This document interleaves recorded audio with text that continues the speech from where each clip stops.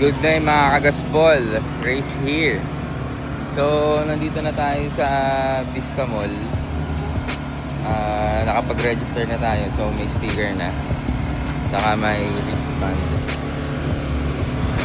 Makalapit pa lang. So ito yung truck.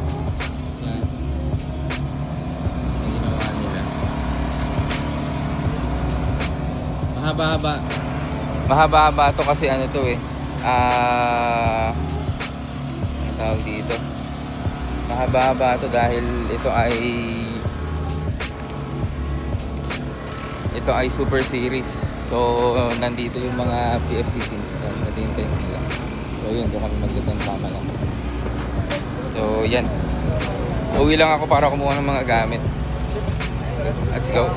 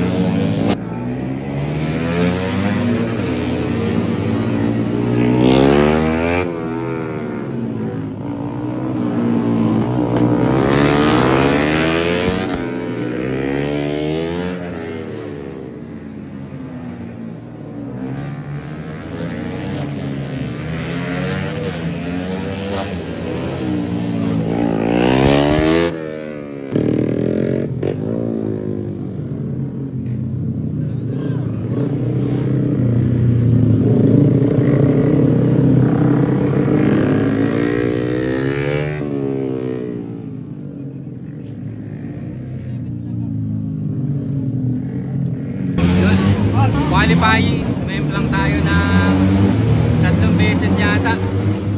So, ito. Nakasali na meron din. Hirap gumamit ng stock tires. Yun, so mag-i-start na to laro. Scooter.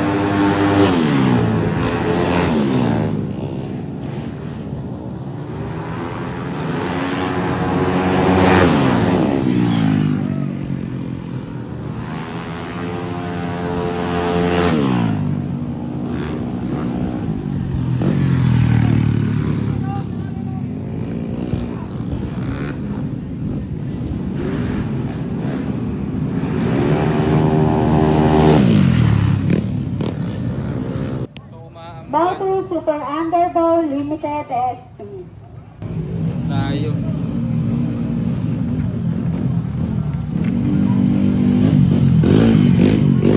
Ang hirap rumicover pagka yung sumemplang ka. Tapos nararamdaman mo yung sakit ng katawan, so yun, makakambon. Pero basta nalagyan sa natin. Hindi ko na itatakbo to kasi ayun hindi na pantay yung gulong. Sigurado may tama yung fork nito. Tapos ito.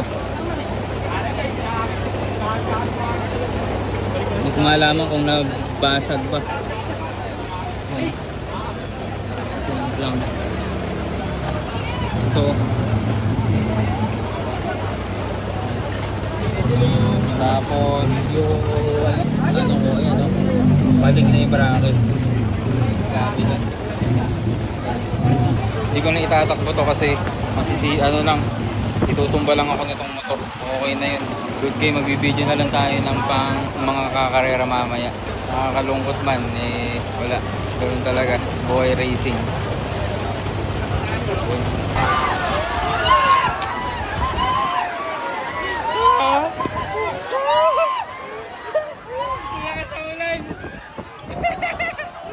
Lakas na ulan.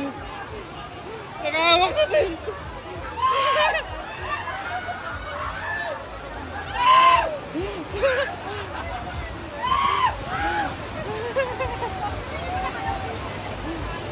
Nakahawak ka din.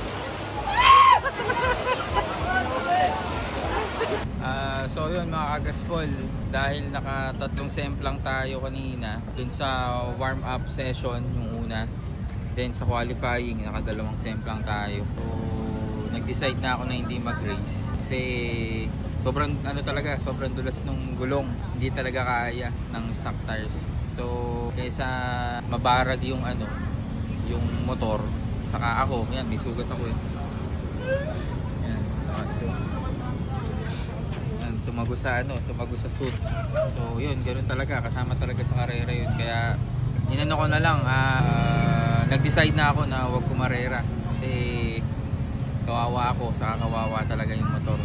So next time, so ano yan, lesson learned sa akin yun kasi hindi ako bumili ng or hindi ako nagpalit ng race tire.